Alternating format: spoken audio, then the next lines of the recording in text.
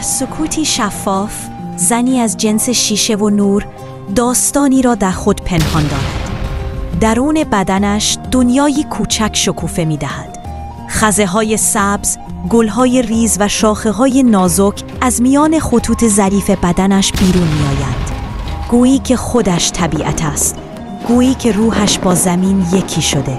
آیا ممکن است روزی ما هم بتوانیم اینگونه با طبیعت هماهنگ شویم؟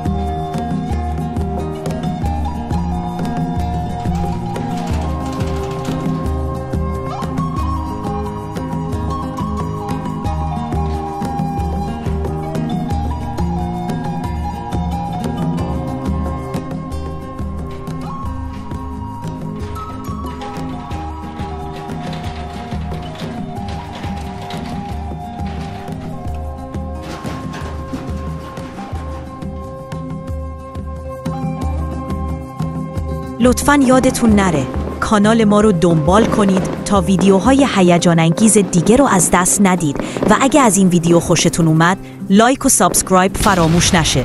تا ویدیوی بعدی، خدا نگهدار.